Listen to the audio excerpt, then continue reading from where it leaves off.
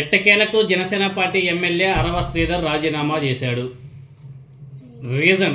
కారణం ఏమంటే వ్యక్తిగత కారణాలంట. వ్యక్తిగత కారణాలతో రాజీనామా చేస్తున్నట్టు ఆయన ప్రకటించడం జరిగింది. రాజీనామా అంటే ఆయన ఎమ్మెల్యే పదవికి రాజీనామా చేయలే. ఆయన ఎమ్మెల్యే పదవితో పాటు ప్రభుత్వ విప్గా కూడా ఆయన ఉన్నాడు. ఆయనకు ఆ పదవి కూడా ఉంది, ప్రభుత్వ విప్ పదవికి ఆయన రాజీనామా చేశాడు.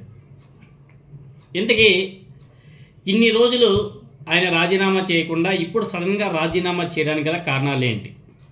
గతంలో అనేక ఆరోపణలు వచ్చాయి ఆయన మీద. ఒక మహిళ డైరెక్ట్గా వీడియోస్ రిలీజ్ చేసింది ఆయన గురించి. ఆ వీడియోస్ అన్ని కూడా సోషల్ మీడియాలో బీభత్సంగా వైరల్ అయ్యాయి.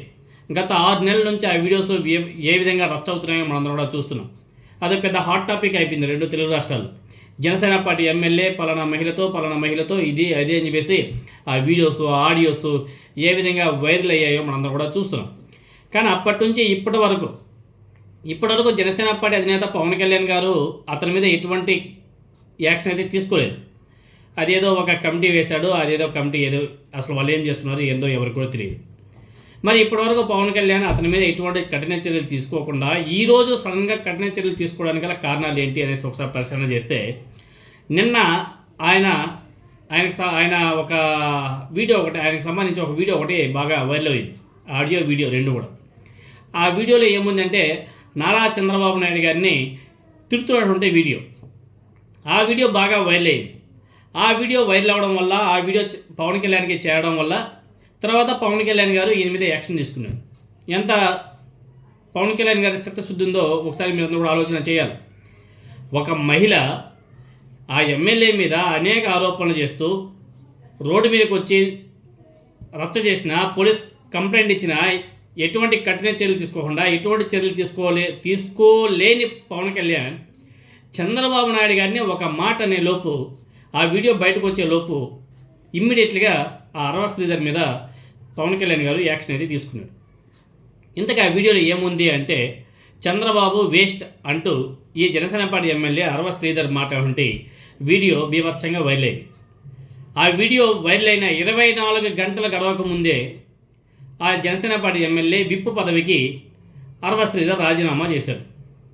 2 ఎమ్మెల్యే ఫ్యామిలీ పంచాయతీలు చేసినటువంటి deputy chief minister Pavan Kalyan కలంకిత ఎమ్మెల్యే అరవ శ్రీధర్కి విప్ పదవి తొలగింపుతోనే సరిపడేశారు. బాధిత మహిళా ఆరోపణలో, అదేవిధంగా ఎమ్మెల్యే అరవ శ్రీధర్ అరాచకాల మీద పవన్ కళ్యాణ్ ఎలాంటి చర్యలు కూడా తీసుకోలేదు. కానీ చంద్రబాబు నాయుడు గారిని ఒక మాట అయిన లోపు ఇమ్మీడియట్గా అతని మీద చర్యలు తీసుకున్నాడు. అదేవిధంగా పోలవరం జనసేన పార్టీ ఎమ్మెల్యే బాలరాజు, ఆయన ఫ్యామిలీ పంచాయతీకి 4 వారాల గడువు ఇచ్చినటువంటి పవన్ కళ్యాణ్ చట్టపరమైన చర్యలు లేకుండా సెటిల్మెంట్ చేసుకోవాలని చెప్పేసి బాలరాజుని ఆదేశించాడు. ఎవరైనా తప్పు చేస్తే సెటిల్మెంట్ చేస్తారా, కేసు పెట్టిస్తారా? ఇదేంటి పవన్ కళ్యాణ్? వాళ్ళ నాయకులు ఏమైనా తప్పులు చేస్తే మాత్రం సెటిల్మెంట్ అంట, అదే ఇంకెవరైనా తప్పులు చేస్తే మాత్రం వాళ్ళ మీద చర్యలు తీసుకోవాలని చెప్పేసి డీజీపీకి లేఖ రాస్తారు. కావాలండి చట్టపరమైన చర్యలు లేకుండా సెటిల్మెంట్లు చేసుకోవాలని చెప్పేసి బాలరాజు గారికి పవన్ కళ్యాణ్ గారు ఆదేశాలు ఇవ్వడం ఏంటి? కుటుంబ సభ్యుల నుంచే బాలరాజు వ్యవహార శైలి మీద ఆరోపణలు ఉన్నాయి. పవన్ కళ్యాణ్ ఫ్యామిలీ సెటిల్మెంట్ సర్వత్రా ఇప్పుడు రాష్ట్ర వ్యాప్తంగా విమర్శలు కూడా వ్యక్తమవుతున్నాయి. అయితే ఎమ్మెల్యే అరవ శ్రీధర్ బాధితురాలు విడుదల చేసినటువంటి తాజా వీడియో ఏ విధంగా సంచలనంగా మారిందో మనం ఇప్పటికే చూసాం. ఇప్పటికే అరవ శ్రీధర్కు సంబంధించినటువంటి అనేక వీడియోలు విడుదల చేసినటువంటి బాధితురాలు తాజాగా మరో కీలక వీడియోని బహిర్గతం చేసింది. అందులో ముఖ్యమంత్రి చంద్రబాబు నాయుడు గారి మీద అరవ శ్రీధర్ చేసినటువంటి అనుచిత వ్యాఖ్యలు అవి బాగా వీడియోలో వినపడ్డాయి, బాగా వైరల్ అయ్యాయి. ఆ వీడియోలో చంద్రబాబు వేస్ట్ అనేసి అరవ శ్రీధర్ మాటలు బాగా చర్చనీయాంశమయ్యాయి. అది బాగా పవన్ కళ్యాణ్కి బాగా టచ్ అయినట్టుగా. ఈ క్రమంలోనే పవన్ కళ్యాణ్ ప్రభుత్వ విప్ పదవికి ఎమ్మెల్యే అరవ శ్రీధర్ రాజీనామా చేయాలని చెప్పేసి చెప్పడం, ఆయన రాజీనామా చేయడం అదొక సంచలనంగా మారిపోయింది. అదేవిధంగా ఈ అరవ శ్రీధర్ ముస్లింలకు సంబంధించి కూడా ఒక వీడియో ఒకటి రిలీజ్ అయింది. అది ఇంకా దారుణం.